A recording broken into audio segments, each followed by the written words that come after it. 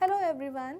आज के इस सेशन में हम अपने chapter microorganisms friend and foe के दो बहुत ही इंटरेस्टिंग एंड इम्पॉर्टेंट टॉपिक्स को डिस्कस करेंगे and those are making of curd and making of bread. यानी कि कर्ड योगर्ट का फॉर्मेशन कैसे होता है और ब्रेड का फॉर्मेशन कैसे होता है, इन दोनों ही चीज़ों को सीखेंगे हम आज के इस सेशन में।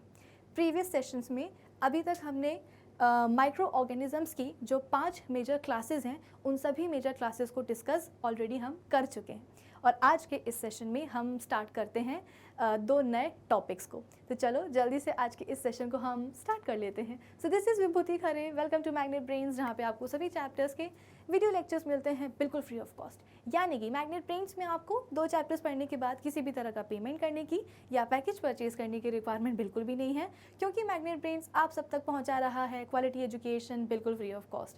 तो इसी अच्छी बात से हम स्टार्ट कर लेते हैं आज का हमारा ये सेशन, जहाँ पे हम बात करेंगे making of curd and making of bread के ऊपर। अब इससे पहले कि हम योगर्ट, दही या ब्रेड के ऊपर जाएं, 2 छोटे से इम्पॉर्टेंट टॉपिक्स हैं। मैं चाहती हूँ कि पहले हम वो पढ़ लें, इसके बाद में हम कर्ड और ब्रेड का फॉर्मेशन देखें।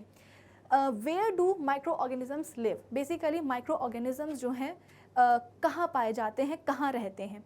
तो microorganisms are found practically everywhere in all the types of habitats. अगर आपको याद हो तो प्रीवियस सेशंस में ऑलरेडी मैंने आपको ये पॉइंट समझाया है कि जब भी हम बात करते हैं फॉर एग्जांपल बैक्टीरिया की, हमारे दिमाग में आता है कि भाई बैक्टीरिया एग्जैक्टली कहाँ पाए जाते हैं? हमारी बॉडी के अंदर पाए जाते हैं या बॉडी के बाहर पाए जाते हैं, सॉइल में, मिट्टी में, हवा में, पानी में, एग्जैक्टली कहाँ मिलते हैं? अगर हम बात करेंगे फंगस की, है ना, फंजाई की, तो फंजाई हम देखते हैं कि डेड और डिकेइंग सब्सटेंसेस पे भी फंगस ग्रो कर जाते हैं, है ना। या अगर हम बात करेंगे कुछ लिविंग ऑर्गेनिजम्स के ऊपर, तो लिविंग ऑर्गेनिजम्स के ऊपर भी कुछ फंगस जो है डेवलप कर जाते हैं। तो एग्जैक्टली फंगस कहाँ पाए जाते हैं? अगर आपने देखा होगा कि बारिश के मौसम में जो लकड़ी होती है, लकड़ी के ऊपर हम बोलते हैं कि फंगस की ग्रोथ बहुत जल्दी से डेवलप हो जाती है।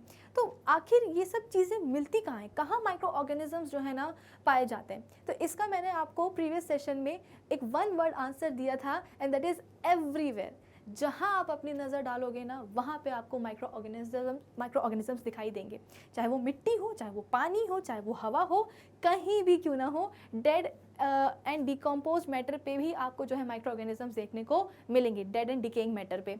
तो microorganisms are found practically everywhere in all the types of habitats, और सभी टाइप के हैबिटाट्स में आपको दिखाई देंगे। Microorganisms are found in air, soil and water bodies like ponds, lakes, wells, rivers and sea. They can survive in almost all the kinds of environments, like इसे like कर लेना, like hot springs। Hot springs जहाँ पे temperature 100 degree Celsius के भी ऊपर चला जाता है पानी का, वहाँ पे भी आपको जो है ना माइक्रो ऑर्गेनिजम्स दिखाई देंगे। आइस कोल्ड वाटर, यानी कि ऐसा पानी जो कि बर्फ़ जैसा ठंडा हो, यानी कि उसका टेम्परेचर 0 या कई बार -5 या -10 डिग्री सेल्सियस के भी नीचे टेम्परेचर चला जाता है, वहाँ पे भी आपको माइक्रो ऑर्गेनिजम्स दिखाई देंगे। सलाइन वाटर मतलब क्या है? एक ऐसा पानी जिसमें कि नमक का कॉन्सेंट्रेशन ज़्यादा हो, वहाँ पे भी माइक्रो ऑर्गेनिजम्स आपको दिखाई देंगे। फिर इसके बाद में डेजर्ट सॉइल और मार्शी लैंड की अगर हम बात करें तो वहाँ भी आपको माइक्रो ऑर्गेनिजम्स दिखाई देंगे। They also occur in dead and decomposed organic matter, plant और एनिमल। अब वो चाहे डेड एंड डिकम्पोज्ड प्लांट हो या डेड एंड डिकम्पोज्ड एनिमल हो, उसके ऊपर भी आपको माइक्रो ऑर्गेनिजम्स की ग्रोथ दिखाई देगी, फंगस डेवलप हो जाएगा और हम तो बोलते हैं कि बैक्टीरिया की भी ग्रोथ वहाँ पे हो जाएगी। इनफैक्ट अगर आपने कभी देखा हो कि कुछ जगहों पे जो हमारे घरों की जो प्लास्टर वगैरह अगर बहुत टाइम से मेंटेनेंस ना करी हो, पुताई वगैरह अगर नहीं करवाई हो, है ना, वाइट वॉश वगैरह अगर नहीं करवाया हो, तो प्लास्टर निकल जाता है और प्लास्टर निकलने से जो ब्रिक्स होती हैं वो एक्सपोज हो जाती हैं, ठीक है ना।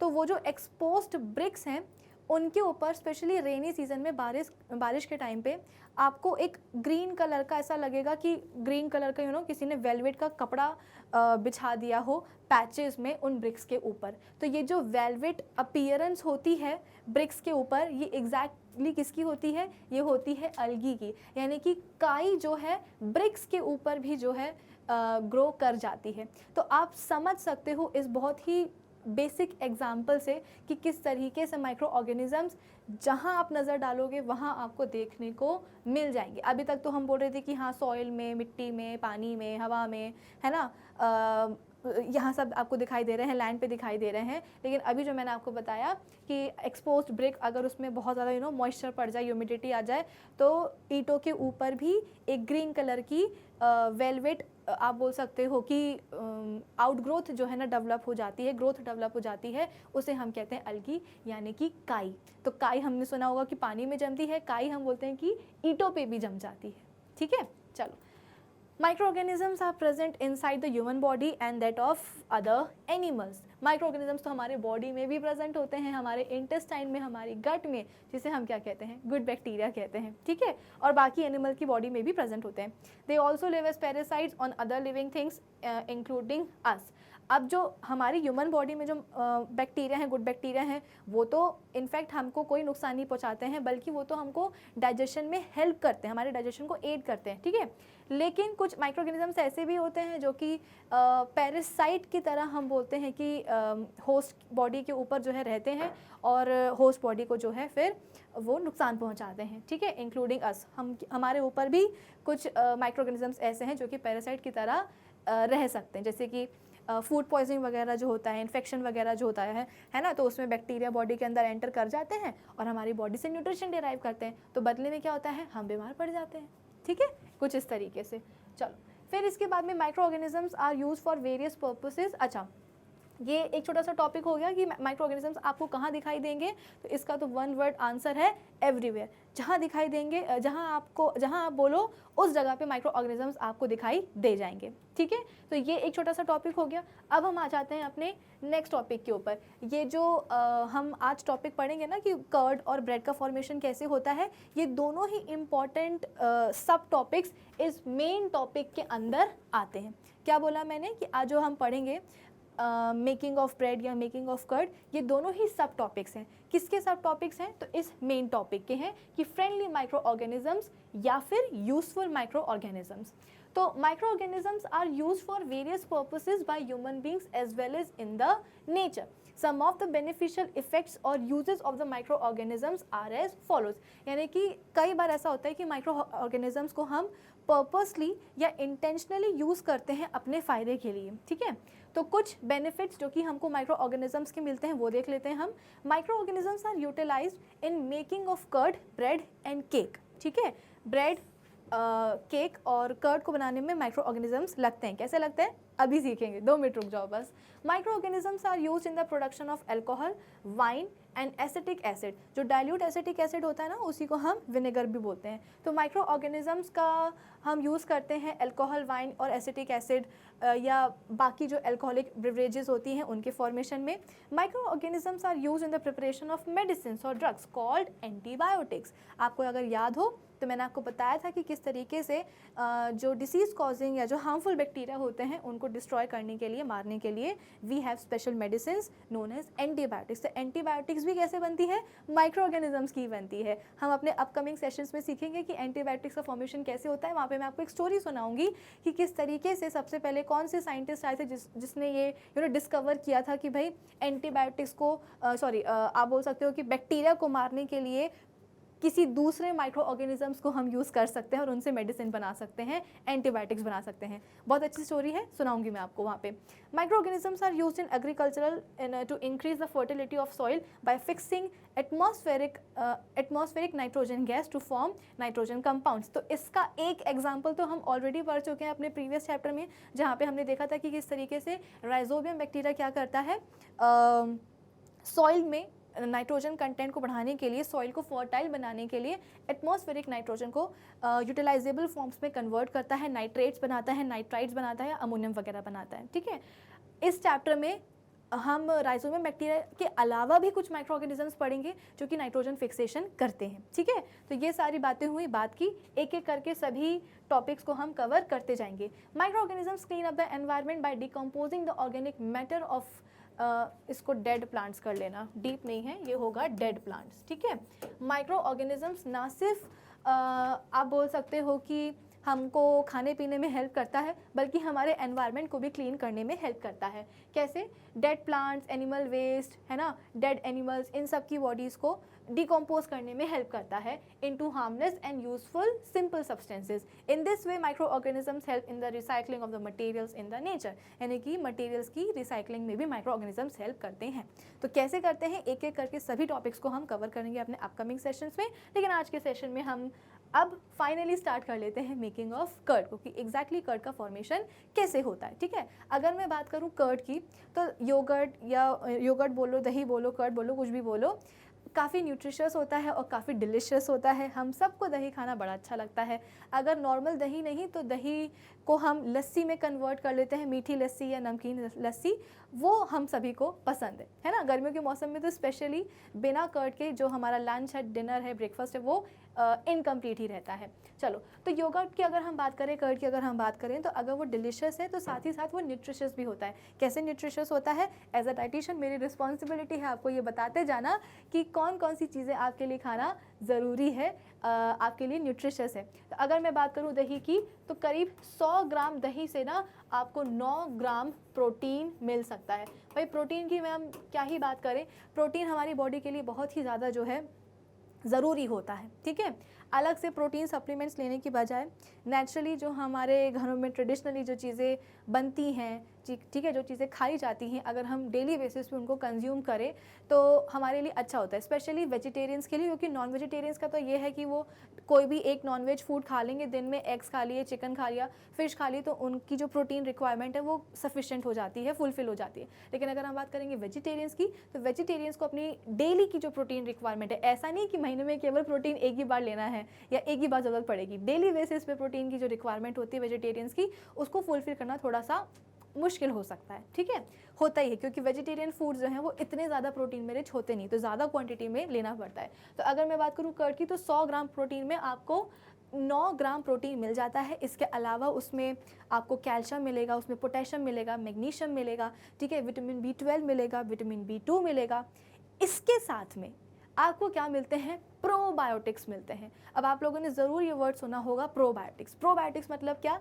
ये वही गुड बैक्टीरिया हैं जो कि हमारे इंटेस्टाइन में, हमारे गट में प्रेजेंट होते हैं। क्यों प्रेजेंट होते हैं भाई? क्योंकि ये हमारे डाइजेशन को इम्प्रूव करते हैं, हमारे डाइजेशन को जो है आप बोल सकते हो कि कंप्लीट करते हैं। ठीक है, तो आप बोल सकते हो कि इन प्रोबायोटिक्स या इन गुड बैक्टीरिया के कुछ स्ट्रेन्स होते हैं जो कि कर्ड में यानी कि योगर्ट में प्रेजेंट होते हैं।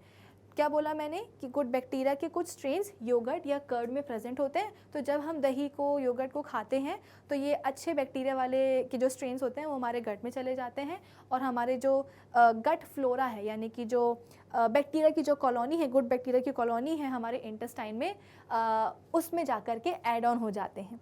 ठीक है, तो हमारे इंटेस्टाइन में गुड बैक्टीरिया का नंबर बढ़ जाता है, और अगर गुड बैक्टीरिया बढ़ जाएंगे तो हमारा डाइजेशन और अच्छा हो जाएगा, इम्प्रूव हो जाएगा। आप लोगों ने कभी नोटिस किया हो, अगर आपके घर में छोटे भाई बहन हो तो छोटे बच्चों को भी जो है दही वगैरह दिया जाता है। छोटे बच्चों के लिए भी दही जो है इजीली वो डाइजेस्ट कर पाते हैं। ठीक है, तो ये तो कहानी हुई कर्ड की, उसके फ़ायदों की, कि कर्ड क्यों खाना चाहिए, है ना। अब हम बात करते हैं कि एग्जैक्टली कर्ड का फॉर्मेशन कैसे होता है।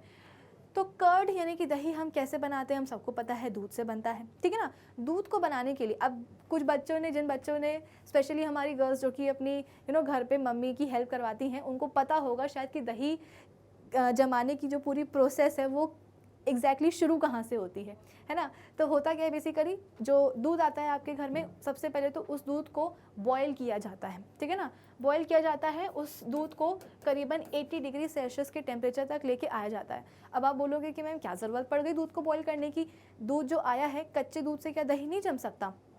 एक्चुअली प्रॉब्लम ये है कि कच्चे दूध में जो है ना पॉसिबिलिटीज़ होती हैं कि उसमें कुछ माइक्रो ऑर्गेनिजम्स हो जो कि मिल्क को जो है ना स्पॉइल कर सकें, स्पॉइलेज ला सकें। इसीलिए सबसे पहले ज़रूरी होता है कि ऐसे माइक्रो ऑर्गेनिजम्स जो कि मिल्क को स्पॉइल कर सकते हैं उसको आप डिस्ट्रॉय कर दो। कैसे डिस्ट्रॉय करोगे? तो सबसे बढ़िया मेथड होता है हीटिंग का, ठीक है। आगे हम पढ़ेंगे अपने सेशंस में, अपकमिंग सेशंस में, कि कैसे हम फूड को जो है हीटिंग के थ्रू प्रिवेंट कर सकते हैं, प्रिजर्व कर सकते हैं। अभी के लिए आप ये समझ लो कि कर्ड फॉर्मेशन की सबसे पहली स्टेप क्या होती है प्रोसेस की, कि जो मिल्क आता है उसको बॉईल करना होता है, करीबन 80 डिग्री सेल्सियस के टेम्परेचर तक लेकर के जाना होता है। अब आपने मिल्क बॉईल कर लिया, फिर इसके बाद में उसको कूल डाउन भी करना पड़ता है, तो करीब 40 डिग्री सेल्सियस के टेम्परेचर तक मिल्क को लेकर के आया जाता है। 80 डिग्री सेल्सियस तक लेकर के गए, बॉईल किया, और फिर बॉईल करने के बाद 40 डिग्री सेल्सियस के टेम्परेचर तक लेकर के आ जाए। इतने टेम्परेचर भी हीट करने से क्या होता है, जो भी पॉसिबल स्पॉइलेज माइक्रो ऑर्गेनिजम्स हैं वो सब डिस्ट्रॉय हो जाते हैं। अब जब 40 डिग्री सेल्सियस के टेम्परेचर तक मिल्क आ जाता है, उसमें जो है प्री मेड कर्ड ऐड किया जाता है। प्री मेड कर्ड मतलब कि हिंदी में अगर आपके घर में बोला जाता होगा जामन। जामन मतलब क्या, बेसिकली जो भी दही है, जैसे कि आपके पास सपोज़ 1 लीटर मिल्क है, तो उसको आपने बॉईल किया, ठंडा किया। अब इस 1 लीटर मिल्क में आप क्या करोगे, 1 टीस्पून पहले से जो बना हुआ दही है वो डाल दोगे, ठीक है। तो मिल्क लिया, बॉईल किया, ठंडा किया 40 डिग्री सेल्सियस तक। अब इस दूध में हम क्या करते हैं, प्री मेड कर्ड यानी कि पहले से बना हुआ दही 1 चम्मच ला करके ऐड कर देते हैं। अब ये जो प्री मेड कर्ड है ना, इसको हम क्या कहते हैं, इनोक्यूलम कहते हैं, या इसको हम स्टार्टर भी बोलते हैं। क्यों बोल रहे हैं इनोक्यूलम, क्यों बोल रहे हैं स्टार्टर? क्योंकि ये एग्जैक्टली ये जो प्री मेड कर्ड है ना, यही इनोक्यूलम या स्टार्टर जा करके जो आपने मिल्क बॉईल करा है ना, इस मिल्क को कर्ड में सेट करेगा, या बोल सकते हो कि जो मिल्क के फॉर्मेशन की प्रोसेस है उसको स्टार्ट करेगा। तो शायद इसीलिए इसको हम स्टार्टर भी कहते हैं, क्योंकि एग्जैक्टली स्टार्टर के ऐड करने से ही पूरे दही के फॉर्मेशन की प्रोसेस जो है स्टार्ट होती है। कैसे स्टार्ट होती है? तो ये जो इनोक्यूलम या जो स्टार्टर होता है, ठीक है, इसमें हम क्या ऐड कर देते हैं, इनोक्यूलम हम लिखते हैं यहाँ पे, इनोक्यूलम, ठीक है। तो ये जो इनोक्यूलम इसमें हम डालते हैं दूध में, इसमें आप बोल सकते हो कि millions of lactic acid bacteria present होते हैं। क्या बोला मैंने, कि जो आपने प्री मेड कर्ड या इनोक्यूलम डाला है उसमें बहुत सारे millions of lactic acid bacteria present होते हैं। अब इस लैक्टिक एसिड बैक्टीरिया में हम बोलते हैं कि लैक्टोबैसिलस होते हैं या स्ट्रेप्टोकोकस होते हैं। कोकस और बैसिलस याद आया कि नहीं? कोकस मतलब क्या, स्फेरिकल या राउंड शेप, बैसिलस मतलब क्या, रॉड शेप, ठीक है। तो इस लैक्टिक एसिड बैक्टीरिया में वैसे तो बहुत सारे बैक्टीरिया आते हैं। एक चीज़ और है, बैक्टीरिया अगर एक बैक्टीरिया है तो उसको हम बैक्टीरियम कहते हैं, और अगर बहुत सारे बैक्टीरिया हैं तो उनको हम बैक्टीरिया ही कहते हैं, ठीक है ना। तो सिंगुलर क्या होता है, बैक्टीरियम, और प्लूरल क्या होता है, बैक्टीरिया। तो लैक्टिक एसिड बैक्टीरिया LAB, जिसको हम लैब कहते हैं शॉर्ट में, यहाँ पे चाहो तो मैं लिख भी देती हूँ, लैक्टिक एसिड बैक्टीरिया, ठीक है, लैक्टिक एसिड बैक्टीरिया। तो ये लैक्टिक एसिड बैक्टीरिया यानी कि लैब, इसमें बहुत सारे बैक्टीरिया प्रेजेंट होते हैं, जैसे कि स्ट्रेप्टोकोकाई हो गया, ठीक है, लैक्टोबैसिलाई हो गया। बेसिकली ये लैक्टिक एसिड बैक्टीरिया करता क्या है, जो मिल्क है ना, जो आपने मिल्क लिया है जिससे आप दही जमाना चाहते हो, उस मिल्क में प्रेजेंट होता है लैक्टोज। क्या प्रेजेंट होता है, लैक्टोज प्रेजेंट होता है, ठीक है, उसमें प्रेजेंट होता है लैक्टोज। अब ये जो लैक्टोज है, इसके ऊपर जो हमारा लैब है वो काम करता है और इसको कन्वर्ट कर देता है किसमें, लैक्टिक एसिड में। किसमें कन्वर्ट कर देगा भाई, लैक्टिक एसिड में। तो ये हुआ लैक्टोज, इसके ऊपर काम किया लैब ने यानी कि लैक्टिक एसिड बैक्टीरिया ने, और जिसके कारण ये कन्वर्ट हो गया लैक्टिक एसिड में, ठीक है। ये लैक्टिक एसिड एक ऐसा एसिड है जिसको हम कंज्यूम कर सकते हैं, ठीक है। अब हुआ क्या, ये जो एसिड बना है इसके कारण मिल्क का pH कम हो गया, ठीक है, मिल्क का pH कम हो गया। pH कम होने का मतलब क्या, कि मिल्क थोड़ा सा क्या हो गया है, एसिडिक हो गया, उसका pH एसिडिक हो गया। क्यों? क्योंकि ऑब्वियस सी बात है ना, लैक्टोज लैक्टिक एसिड में कन्वर्ट हो गया है तो मिल्क का pH थोड़ा सा कम हो जाएगा। अब इस कम pH के होने से होता क्या है, बेसिकली ये जो लैक्टिक एसिड बना है ना, इस लैक्टिक एसिड के कारण मिल्क में आप बोल सकते हो कि प्रेजेंट होता है प्रोटीन, जिसको हम कहते हैं केजिन प्रोटीन। क्या बोलते हैं उसको हम, केजिन प्रोटीन। अब ये जो केजिन प्रोटीन होता है ना, ये कैसे प्रेजेंट होता है, इसका अगर मैं डायग्राम आपको दिखाना चाहूँ तो ये होगा कुछ इस तरीके का। देखो, हाँ, एक चीज़ और है, ये जो लैक्टोज है ये बेसिकली होता क्या है, ये है मिल्क की शुगर। जो मिल्क जो प्लेन मिल्क होता है ना, जिसमें कि आप कोई शक्कर ना डालो, कोई अपना जो है ना बॉर्नवीटा कॉम्प्लान वगैरह कुछ मत डालो, अगर आप जब ऐसे ही दूध पीते हो तो आपको थोड़ा सा मिल्क कैसा लगता है, स्वीट लगता है टेस्ट में। क्यों लगता है टेस्ट में स्वीट, क्योंकि उसमें एक उसकी नेचुरल शुगर प्रेजेंट होती है जिसको हम कहते हैं लैक्टोज। तो लैक्टोज क्या होता है, मिल्क शुगर होती है। अब हुआ क्या, इस मिल्क शुगर को जो हमने इनोक्यूलम या जो स्टार्टर डाला था जिसमें कि लैब था, लैक्टिक एसिड बैक्टीरिया था, इस लैक्टिक एसिड बैक्टीरिया ने लैक्टोज को, मिल्क शुगर को लैक्टिक एसिड में कन्वर्ट कर दिया। अब हुआ क्या, हमारे मिल्क में, मिल्क की क्या होती है, एक प्रोटीन होती है, क्योंकि मिल्क एक अच्छा सोर्स होता है प्रोटीन का, तो मिल्क की प्रोटीन का नाम क्या होता है, केजिन।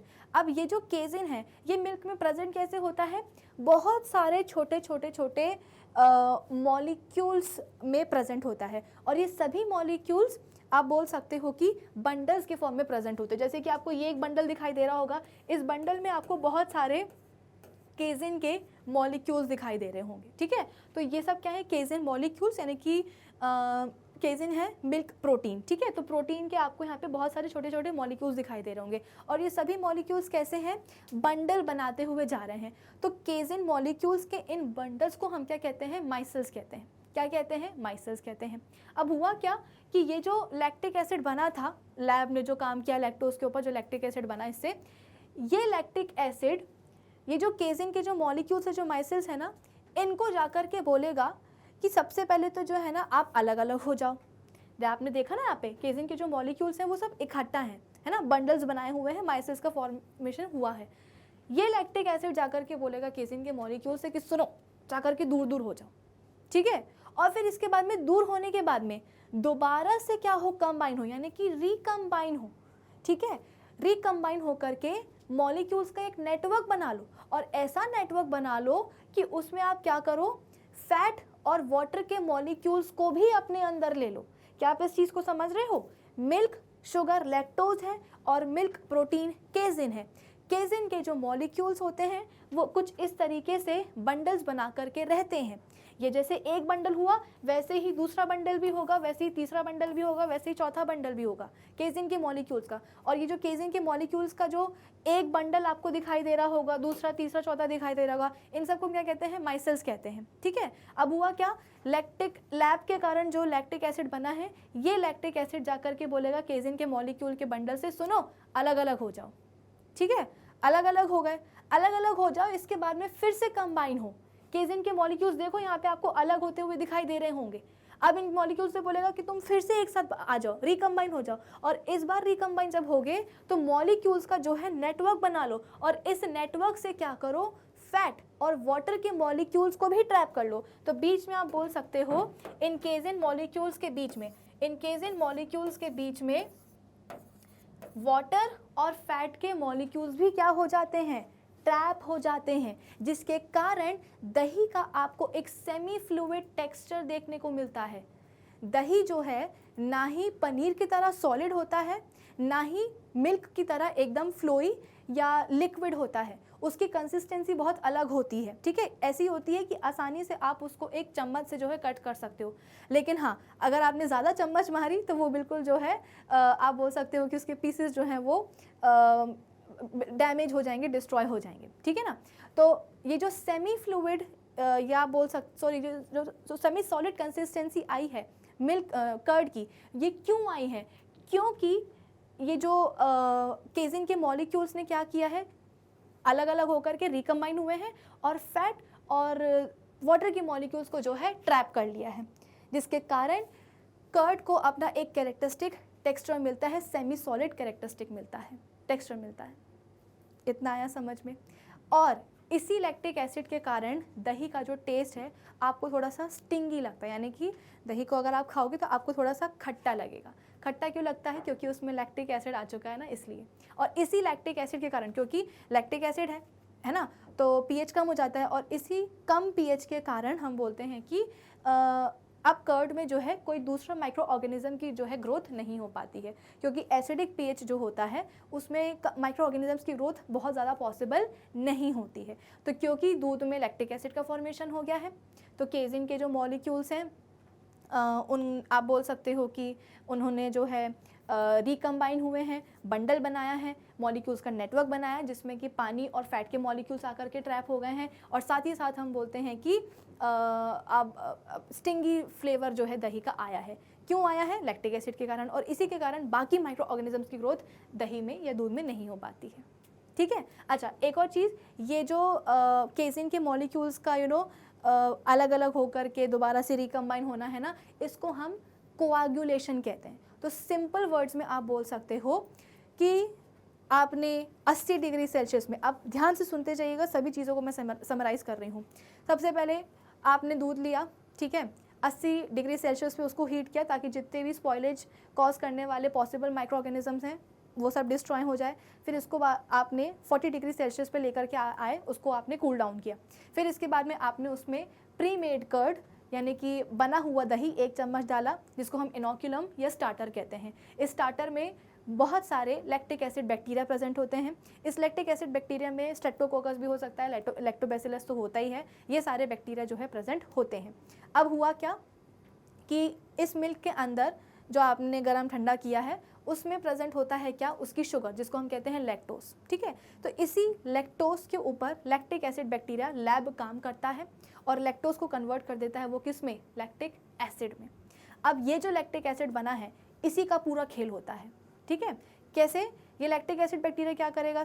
ये लैक्टिक एसिड क्या करेगा? सबसे पहले तो क्योंकि एसिड है तो मिल्क का पीएच कम कर देगा।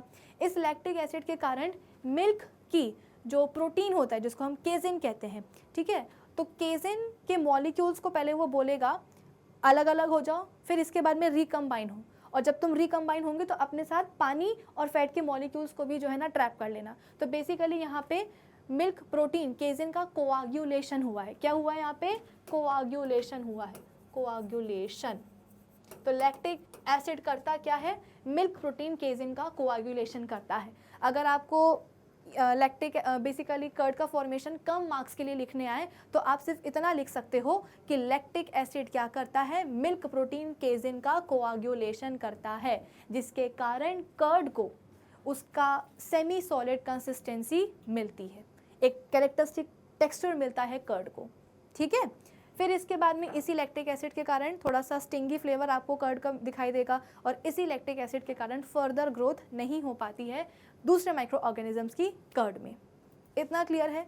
तो ये हुआ क्या पूरा कर्ड का फॉर्मेशन की एग्जैक्टली कर्ड कैसे बनता है।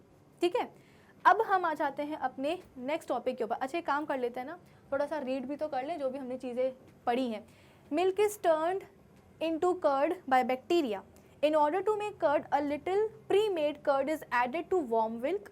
Curd contains several microorganisms including Lactobacillus bacterium.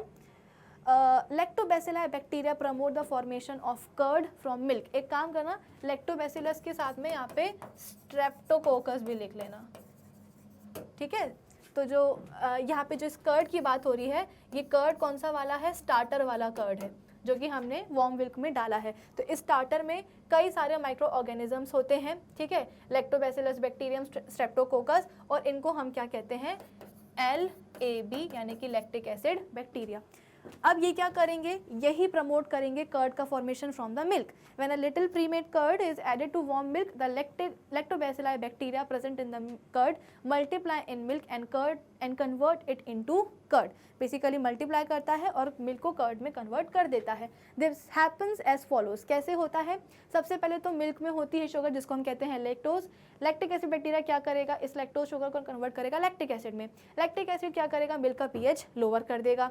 Reduced pH causes milk protein casein micelles, ठीक है ना, माइसिल्स मतलब वही केजिन मॉलिक्यूल्स एक दूसरे से जुड़े हुए रहते हैं बंडल्स के फॉर्म में। जैसे कि यहाँ पे एक केजिन मॉलिक्यूल 2, 3, 4, 5, तो ये जो बंडल बना है केजिन मॉलिक्यूल्स का, इसको हम कहते हैं एक माइसिल।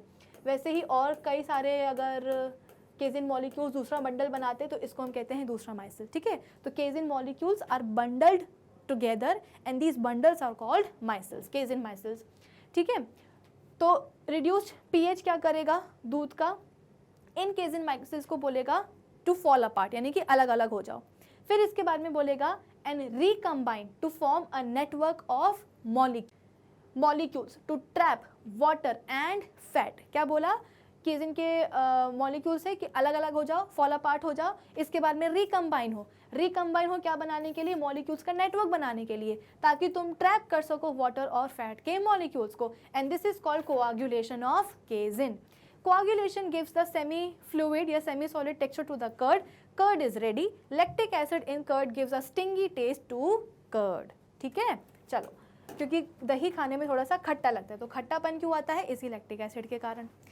आई आपको बात समझ में. तो ये पूरी प्रोसेस हुई लैक्टिक कर्ड के फॉर्मेशन की. अब हम आ जाते हैं अपने ब्रेड के बनाने के प्रोसेस पे कि ब्रेड का फॉर्मेशन कैसे होता है. अच्छा एक बात बताओ, ब्रेड जो होती है आपकी, जो कि नॉर्मली जिसकी आप सैंडविच ब्रेड जो आपको मार्केट में मिलती है, या फिर आप बोल सकते हो कि केक वगैरह में, ठीक है ना, केक वगैरह में जो स्पॉन्ज यूज़ होता है वो किसकी होती है, ब्रेड की ही होती है. तो जो भी आप ब्रेड खाते हो किसी भी फॉर्म में, चाहे वो सैंडविच में हो, चाहे वो केक में हो, तो आपको कौन सा कैरेक्टरिस्टिक सबसे बढ़िया लगता है ब्रेड का. आई होप आपको उसकी फ्लफीनेस या उसकी जो स्पॉन्जीनेस है वो ज़रूर पसंद आती हो. अगर इमेजिन करो कि आपके पास एक केक है, लेकिन उस केक में जो ब्रेड लगी है वो बिल्कुल भी स्पॉन्जी ना हो और बहुत ही कड़क हो. क्योंकि यूजुअली क्या होता है कि जब हम केक को कट करते हैं तो वो बहुत आसानी से प्लास्टिक या वुडन नाइफ से बहुत आसानी से कट हो जाता है. लेकिन आपके पास एक ऐसा केक है कि वो जो है वुडन और प्लास्टिक नाइफ से तो छोड़ो, जो असली अपना जो नाइफ होता है, स्टील वाला नाइफ, उससे भी कट नहीं हो रहा, यानी कि इतना हार्ड है.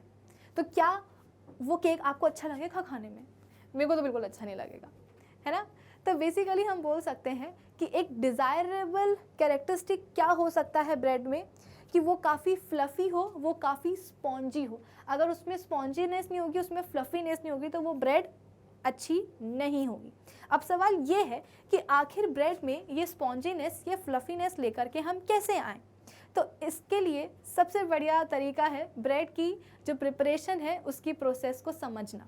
होता क्या है कि ब्रेड जो है, आजकल तो देखो मल्टीग्रेन ब्रेड वगैरह भी आने लगी है, लेकिन पहले के टाइम पे सिर्फ जो मैदा होता था, है ना, उसी की ब्रेड बनती थी. तो आजकल तो मैदा, आटा, मल्टीग्रेन, ओट्स, ठीक है ना, इनफैक्ट घरों में तो हम बोलते हैं कि रागी का आटा, है ना, चावल का आटा, इन सब से भी जो है ब्रेड वगैरह बन जाती है.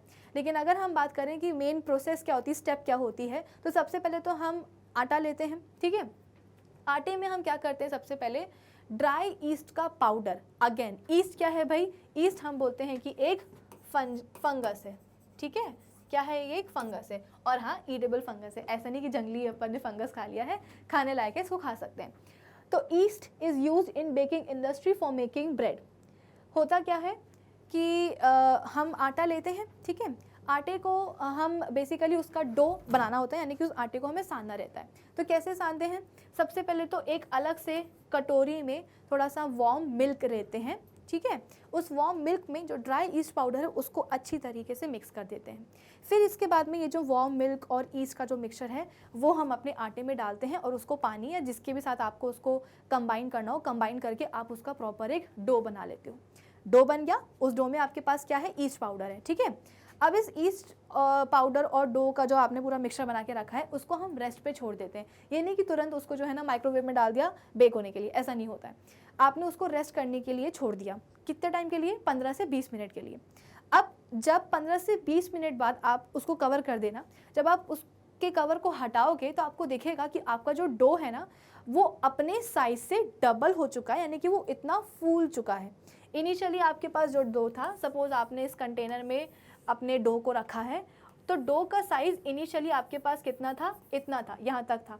लेकिन जब आप इसको छोड़ दोगे थोड़े टाइम के लिए, 20 से 15 मिनट के लिए, तो आप देखोगे कि आपका जो डो है वो इतना सारा राइस कर चुका है.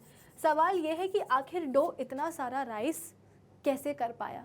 तो इसका कारण है ईस्ट पाउडर जो कि आपने अपने डो में डाला था. अब आप बोलोगे कि मैम ईस्ट क्या करता है. बेसिकली आपके इस डो में, क्योंकि आपने इसको आटे से बनाया है, ठीक है, तो इस आटे में क्या प्रेजेंट होती है, नेचुरल शुगर प्रेजेंट होती है. ठीक है ना, इस नेचुरल शुगर के ऊपर हमारा जो ईस्ट है वो अपना काम करता है, अपना जादू दिखाता है. ठीक है, और इस शुगर को बेसिकली शुगर के ऊपर ईस्ट ने काम किया, और इस काम करने के कारण हम बोलते हैं कि क्या प्रोड्यूस हो जाता है, कार्बन डाइऑक्साइड गैस प्रोड्यूस हो जाती है। मैं आपको भी ये समझाने की कोशिश कर रही हूँ कि आखिर आपका डो इतना राइस कैसे कर गया।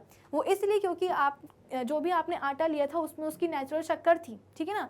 इसी नेचुरल शक्कर के ऊपर ईस्ट ने अपना काम किया और क्या बना लिया, कार्बन डाइऑक्साइड बना ली।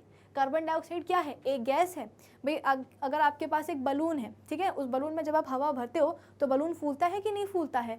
तो अगर आपके पास डो है और उसमें अगर कार्बन डाइऑक्साइड है, एक गैस है, तो आप डो के अंदर कार्बन डाइऑक्साइड गैस को भरोगे तो डो तो आपका फूलेगा ही ना, राइस तो करेगा ही, ठीक है। तो गैस का फॉर्मेशन या आप बोल सकते हो कि डो राइस कैसे हुआ, इस कार्बन डाइऑक्साइड गैस के कारण हुआ। ये क्यों बनी है, क्योंकि ईस्ट ने शुगर के ऊपर काम किया, ठीक है।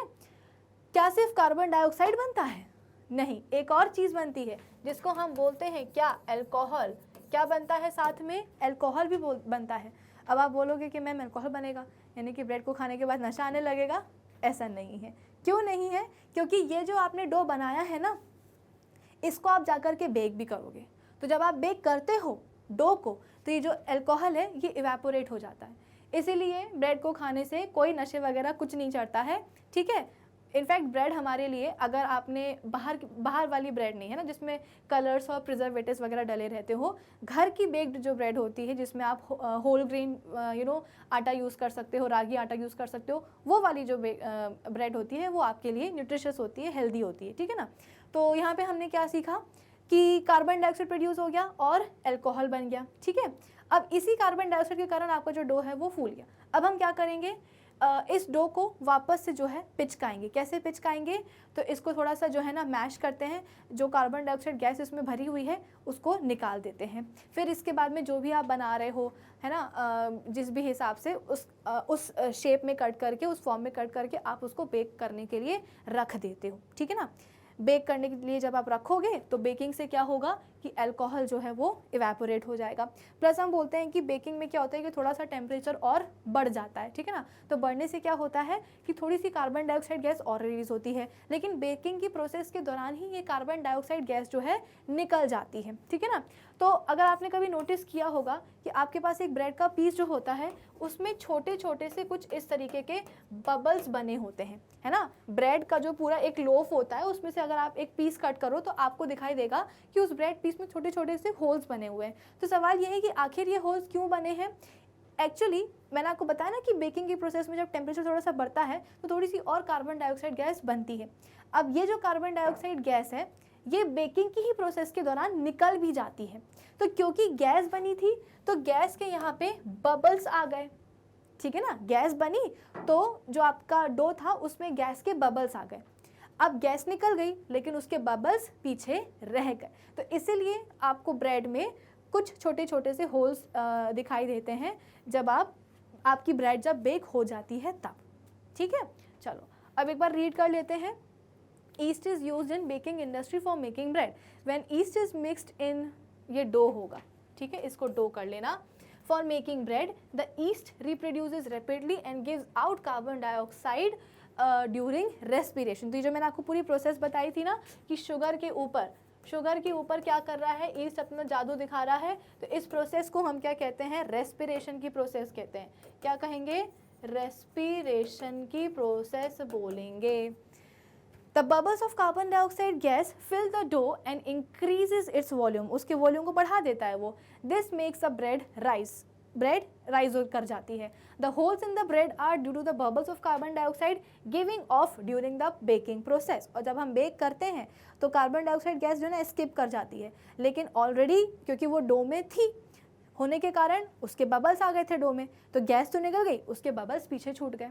तो इसीलिए आपको ब्रेड में होल्स दिखाई देते हैं और इन्हीं होल्स की वजह से आपकी जो ब्रेड है वो कैसी बनती है, स्पॉन्जी बनती है, क्योंकि इन्हीं होल्स के अंदर हम बोलते हैं कि एयर भर जाती है। तो जब आप अपने केक या जो भी आपके पास ब्रेड है जब आप उसको दबाते हो, ठीक है, तो इन होल्स के अंदर जो एयर भरी होती है वो बाहर निकलती है, तो आपकी ब्रेड जो है दब जाती है। और अगर ब्रेड दबी इसका मतलब क्या कि वो है स्पॉन्जी, है ना, वो है काफ़ी ज़्यादा टेस्टी।